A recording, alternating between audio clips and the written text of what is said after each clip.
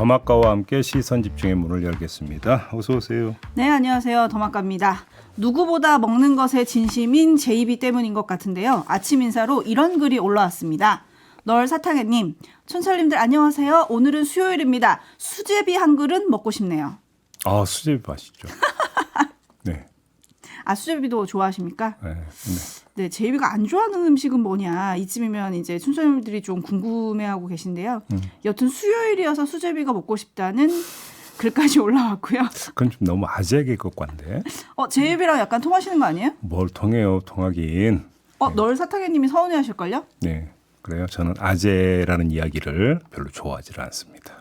네, 그리고 문현주님이 네. 안개 낀 아침 꽃밭에 물 주며 듣고 있습니다. 오늘은 어떤 소식이 기다리고 있을까요? 라고 해주셨네요. 꽃밭도 가꾸시는구나. 지금 장미의 계절인데. 오, 제이비가 꽃도 알아요. 뉴스로 봤어요. 됐어요? 아, 예, 알겠습니다. 네. 요즘 길에 많이 폈잖아요. 네. 많이 폈잖아요. 경이로운 날들님. 이거 저희한테 지금 상담을 의뢰하신 건가?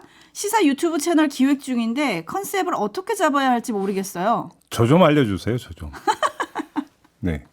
경이로운 날들님과 제이비가 콜라보를 하면 어떨까요? 글쎄요. 일단 기획안부터 봅시다. 알겠습니다. 이 틈에 유령님은 제이비 편 들어주셨네요. 제이비 아재 아닌 젊은 오빠입니다라고 해주셨네요. 그렇죠. 그럼요. 네, 뭐 기분이 썩 유쾌하진 않지만, 네, 뭐 촌철님들과의 인사 여기까지 나누고요. 제이비 타임즈 오늘 주목할 첫 번째 뉴스 전해드리겠습니다. 오디오로 먼저 만나보시죠. 대통령께서는 국무회의를 거쳐 순직 해병 특검 법률안에 대해 국회에 제의를 요구하였습니다. 네, 결국 이렇게 됐습니다. 네, 짚을 점은요. 여러 가지겠지만 삐딱선 정신에 입각해서 틈새 포인트 하나만 짧고 굵게 짚겠습니다. 자, 먼저 오디오부터 잠깐 들어보시죠. 저는 이 특검법을 받지 못해야 되는 이유가 뭔지는 잘 모르겠어요, 사실은. 수용을 하는 게 맞다. 예. 왜냐하면 뭐 법리적으로도 그렇고 이거를 받았을 때 우리가 네. 얻는 게 잃는 것보다는 훨씬 더 많은 거 아닌가 이런 생각을 좀 갖고 있거든요. 의원님은 이제 다음 주에 그 특검법안이 이제 넘어오면 네. 찬성표를 던지시겠다는 말씀이신 거죠? 뭐 저는 생각이 그런 쪽에 가 있습니다. 네, 정책위 의장을 지낸 유이동 의원이 어제 정치 컨설팅 스토브리그에 출연해서 이같이 밝혔는데요. 이로써 재표결 때 찬성표를 던지겠다고 명시적으로 밝힌 의원은 안철수 의원 그리고 유이동 의원이고 김웅 의원은 1차 표결 때 본회의에서 홀로 남아서 찬성표를 던졌기 때문에 이번에도 그런다고 본다면 3명이 되는 거 아니겠습니까? 네. 자, 여기서 포인트가 추출되는데요. 뭐 찬성표를 누가 던질 것이냐 의원의 숫자인가요? 모두가 그 점에 주목하고 있지만 제가 짚고자 하는 건 그게 아닙니다. 틈새 포인트라고 말씀을 드렸습니다. 포인트는 뭐냐면 뒤처리가 되겠습니다. 자, 이들이 공언한 대로 찬성표를 던지고 그 사실을 다시금 공개를 한다고 한번 가정을 해봅시다. 그러면 국민의힘은 이들 의원에게 어떤 조치를 취할까요? 저는 그게 궁금합니다. 다시 말씀을 드리면 징계를 할 것인지 여부가 궁금하다 이런 말씀입니다. 일단 어제 이 방송 나가자마자 지도부가 유이동 의원한테 설득 전화를 했을 것 같기는 한데 네. 어떻게 될까요? 글쎄요. 아무튼 제가 이제 징계를 이야기하는 것은 전제가 있습니다. 그게 뭐냐면 우리는 최상병 특검법 반대요라고 하는 당론이 채택이 돼야 됩니다. 그런데 보통 당론 채택 절차는 의원총회에서 총의를 모으는 게 일반적 관행입니다. 그런데 지금 국민의힘이 의원총회를 열어서 공식적으로 최상병 특검법 반대 당론을 채택했다는 얘기는 저는 아직까지는 들어보지를 못했어요. 다만 원내 지도부 인사가 재표결을 앞두고 총의를 모으는 절차를 거칠 것이다라고 언급을 한 게 있는데 아마 이게 그걸 뜻하는 것 같고 첫 번째. 두 번째, 추경호 원내대표가 어떤 말을 했냐면 당론으로 진행하던 단일 대우의 큰 이상 기류는 발견되고 있지 않다 이렇게 언급을 했습니다. 당론이라는 언급을 했습니다. 따라서 최상병 특검법 반대를 국민의힘이 당론으로 채택을 한다라고 전제를 하고 지금부터 말씀을 드리는 건데요. 그러면 찬성표를 던지는 의원들은 당론을 정면에서 위배하는 것이 되는 거지 않겠습니까? 그러면 이들 의원들을 어떻게 할 겁니까? 징계를 하는 겁니까? 안 하는 겁니까? 이게 제가 볼 때는 관전 포인트인데 이게 말처럼 간단하지가 않다. 이 말씀을 드리겠습니다. 또 간단하지가 않습니까? 왜 그렇죠? 정당이 소속 의원에게 양심에 반하는 생각과 행동을 강제할 수 있는가라는 전통적인 논점은 뒤로 미루고 현실적인 측면만 따지겠습니다. 당론을 앞세워서 징계에 나서면 내로남불에 빠지게 됩니다. 예를 들어 볼까요? 이재명 대표 체포동의안 표결 때 찬성표를 던진 의원들에게 당원들의 비난이 막 폭주를 한 적이 있었습니다.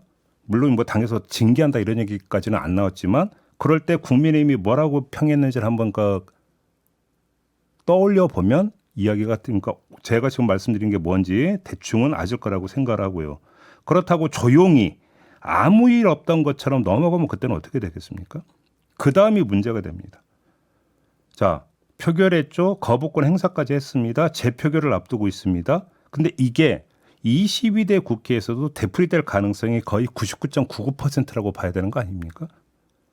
그럼 이 상황에 대비하기 위해서라도 확실하게 이른바 군기를 잡아야 되는 게 당의 사정 아닙니까? 그렇죠. 그런 상황에서 은근슬쩍 넘어가면 공기 잡기가 되겠느냐라고는 또 현실적인 문제가 발생하지 않겠습니까? 그런 점에서 이래도 문제 저래도 문제다. 이런 진단에 도달한다 이런 말씀입니다. 또 말씀을 듣고 보니까 이게 28일 이제 본회의가 열릴지 봐야 되긴 하지만 만약 그날 재표결이 된다고 하면 그날 표결 수도 관심이지만 그때 국회 문턱을 넘지 못하면 22대 국회로 가는 거잖아요. 그렇습니다. 그럼 또 22대 국회에서 이탈표는 더 적어지잖아요. 그러니까 그렇습니다. 개헌선을 넘는. 그렇다면 여당 지도부 입장에서는 이번에 확실하게 경고를 해야 한다라는 생각이 들기도 하겠네요. 단속을 해놔야 되는데 그렇게 되어버리면 어떻게 되겠습니까? 당의 경직성만 더 국민들 앞에서 여과 없이 노출이 되는 거 아니겠습니까? 그게 당에 도움이 되느냐라고는 또 현실적 고민에 빠져드는 거 아니겠습니까? 그렇죠? 네.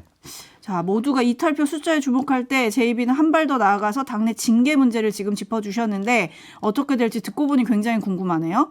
푸드리 햇버님은 그런데요, JB 무기명 투표는 가끔 놀라운 이변이 생기기도 하더라고요. 라고 해주셨어요. 그리고 3097님은 내부로 대포를 쏘는 의원들은 퇴출되는 거 아닌가요? 라고 해주셨고 이인수님은 차라리 기권하겠다는 의원도 나오지는 않을까요? 제가 지금 말씀드린 건 공개적으로 찬성표 던지겠다고 밝힌 의원들을 한정해서 지금 말씀을 드리기 위해 무기명 투표이기 때문에 그렇죠. 예를 들어서 이 의원이 찬성표를 던졌는지 반대표를 던졌는지를 알 수가 없어요. 그렇기 때문에 국민의힘 입장에서 알 수가 없기 때문에 징계 후보가 성립이 안 된다라고 얘기하면 돼요, 사실은. 이게 심플한 해결 방법이에요. 근데 뭐냐면 몇몇 의원은 공개적으로 인터뷰에서 나 찬성표 던질 거라고 지금 밝혀놓았잖아요. 그렇죠. 그러면 재표결을 하게 되면 당연히 기자들이 우르르 몰려가서 찬성표 던졌어요? 안 던졌어요? 물어볼 거 아닙니까? 입장 밝히지 않겠습니까? 그럼 이 의원들에 대해서는 처리를 해야 될 거 아닙니까? 어떻게든지 간에. 하든 말든. 비밀 투표라고 입장 안 밝힐 수도 있죠. 아, 그런가요? 그럼요. 그럴 거면 왜 미리 지금 인터뷰를 통해서 나는 찬성표 던질 겁니까? 라고 왜 얘기를 합니까? 그러면. 아무튼 궁금한데요. 한편 민주당이 국민의힘 낙선 의원들을 대상으로 설득을 하고 있다. 이런 보도가 어제 조금 전해졌습니다. 네. 혹시 여당 내 낙선 의원 중에 이탈표가 더 나올 수도 있을까요? 그거야말로 청기이기 때문에 뭐 알 수가 있는 겁니까? 뚜껑 열어봐야 하는 것이겠죠. 그러니까요. 예. 근데 낙선 의원들 숫자가 꽤 되죠. 그렇죠. 네. 근데 또 제가 얼마 전에 지금 그 기관장이 비어 있는 공기업이 꽤 된다. 공공기관이 그 얘기도 전해드린 바가 있었습니다. 그렇죠. 어떻게 될지 지켜보도록 하고요. JB타임즈 다음 주목할 뉴스 오디오로 먼저 만나보시죠. 같은 날 출석한 김계환 해병대 사령관과 박정훈 전 해병대 수사단장이 공수처 건물을 나섭니다. 오늘 혹시 대질신문 거부하신 이유가 뭔가요? 오히려 대지를 하는 게 해병대에 이롭다고 생각은 안 하셨습니까? 피의자 신분을 망각하고 불필요한 그런 건 본인이 걱정할 일이 아니고요. 사령관으로서는 진실을 말하는 게 가장 군 조직을 보호하고 해병대의 명예를 지키는 것이지. 네, 어제 김계환 해병대 사령관과 박정훈 대령이 같은 날 공수처에 불려서 조사를 받았는데 공수처가 대질 신문을 시도를 했지만 김계환 사령관이 거부를 해서 불발됐다고 합니다. 이 김계원 사령관 측은 해병대를 책임지고 있는 최고 지휘관과 부하가 대면해서 시시비비를 가리는 것은 해병대에 더 큰 상처를 준다. 이러면서 본연의 임무를 수행하는 데 지장을 초래할 우려가 있어 대지를 거부한다. 이렇게 밝혔다고 합니다. 네, 해병대에 더 큰 상처를 주는 게 무엇일지는 지금 해병대원들과 해병대 예비역들한테 좀 물어보고 싶긴 한데 네. 이른바 이렇게 되면요. VIP 경로설의 진실은 어떻게 되는 건가요? 자, 이제 그걸 짚어야 되는 건데요. 공수처가 대지를 시도를 했다라고 하는 것은 이른바 VIP 경로설을 수사 대상에 올려놨다는 이야기가 됩니다. 그렇죠? 그러면 대질이 불발이 그러니까 됐다고 해서 그럼 못하겠네 이게 아니잖아요. 그럼 또 이제 김계환 사령관 또 이제 추가 조사를 예고하고 있다는데 공수처에서 그러면 김계환 사령관 불러서 또 이제 물어캐지 않겠습니까? 김계환 사령관이 그 이야기를 박정훈 대령한테 했다 해서부터 시작이 됐던 거니까. 그런데 김계환 사령관이 이 문제에 대해서 수사에 협조를 하지 않든 협조를 하든 용산에 대한 수사는 이렇게 되면 불가피해집니다. VIP 경로설을 수사하겠다라고 공수처가 작정을 한 이상 용산에 대한 수사는 반드시 거쳐야 되는 경로가 되어버립니다. 이러면 용산이 수사에 협조하느냐 마느냐가 아주 대단히 중요한 문제로 부상을 하게 됩니다. 그런데 여기서 뭐 또 이제 국가 기밀이니 국가 안보와 연결되어 있는 이런 문제라면서 만약에 수사에 협조를 하지 않으면 그때 최상병 특검법을 둘러싼 여론에 어떤 영향을 미칠지는 뭐 자명하다고 봐야 되는 거 아니겠습니까? 이게 또 하나의 변수가 될 수 있다. 이 점을 봐야 된다는 걸 말씀을 드리겠습니다. 네, 그러니까 관건은 국방부 고위층 선에서 마무리하느냐 대통령실까지 가느냐 이거를 지금 지켜봐야 된다라는 거잖아요. 아니 이건 국방부 고위층 선에서 마무리할 수가 없어요. 그렇죠. 왜 그러냐면 VIP 경로설 같은 경우는 그렇죠. 그러니까 국방부 선에서 수사를 끝낼 수가 없다라는 겁니다. 네. 근데 VIP 경로설뿐만 아니라 이시원 공직기강 비서관과 국가안보실 관계자 등이 국방부 당시 인사들 뭐 또 해병대 지도부들과 통화했다 뭐 이런 보도들도 계속 있지 않았습니까? 그러니까요. 그것만으로도 대통령실이 좀 수사에 협조를 해야 되는 건 아닌가요? 그러니까 이제 제가 지금 드린 포인트를 가지고 말씀을 드리면 오늘이 5월 22일이고 지금 뭐 본회의가 뭐 확정은 안 됐다고 합니다만 열릴 가능성이 높은 게 5월 28일이잖아요. 네. 그 사이에 공수처가 용산을 대상으로 VIP 경로설까지 수사를 시도할 가능성은 그렇게 높다고는 볼 수가 없어요. 따라서 지금 제가 말씀을 드리는 건 결국 21대 국회에서 최상병 특검법이 확정이 되지를 못하고 22대 국회에 넘어갔을 때의 경우가 되겠죠. 이렇게 되어버리면. 그러니까 이 이야기는 무슨 얘기냐면 28일 그 본회의에서 최상병 특검법이 재표결에 붙여져서 설령 폐기가 된다 하더라도 22대 국회에서 이 문제는 계속 이어질 거고 어차피 또 재발의한다고 했으니까 민주당이. 그런데 거기에 민주당의 움직임만 있는 게 아니라 바로 공수처의 수사 이것이 여론에 미치는 영향이 또 작동하게 될 거다. 이 점을 함께 봐야 된다는 걸 지금 말씀을 드리는 겁니다. 네, 밴댕이 님이 상처는 이미 입었고요. 이제는 그 상처를 치유해야 할 때입니다. 라고 좀 꼬집어 주셨네요. 뉴스와 분석이 함께하는 JB타임즈 다음 주목할 뉴스는 어떤 건가요? 한동훈 전 국민의힘 비대위원장이 해외 직구 금지 정책을 비판한 바가 있습니다. 전해드렸죠.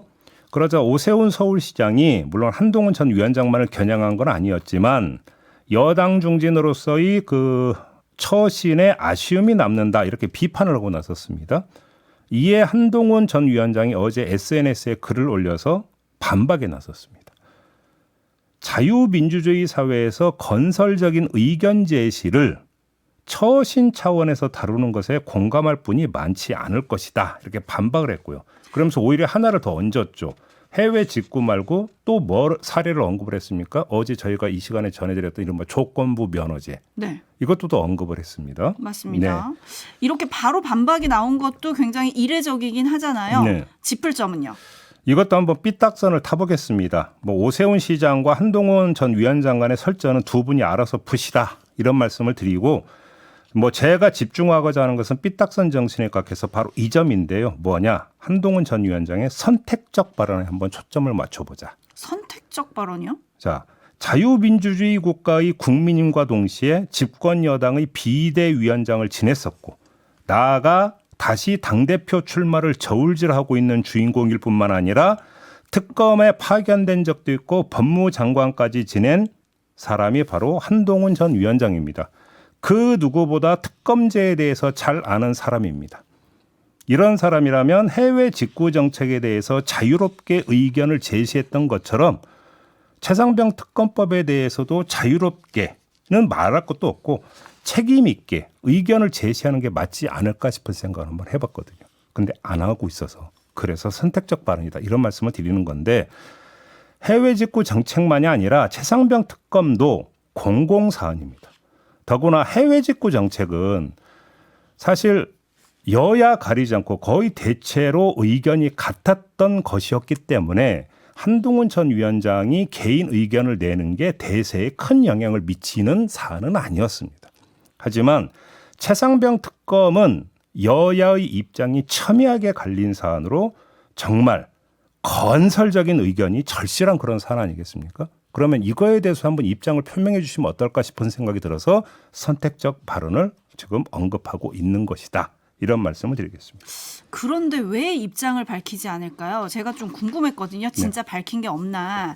그래서 지난 총선 때 과정을 좀 복귀해 보면서 자료를 찾아봤더니 지난 총선 선거 유세 중에도 그 최상병 특검을 요구하는 해병대 예비역연대 회장이 이제 유세장에서 외치다가 경찰한테 끌려나가는 장면 뭐 그런 것도 좀 있더라고요. 네. 발언을 하진 않고는 있는데 왜 입장을 밝히지 않을까요? 계속. 그러니까 저도 이제 그게 궁금해서 말씀드리는데 요 얘기를 그러니까 꺼내든 또 다른 이유가 있는 게요.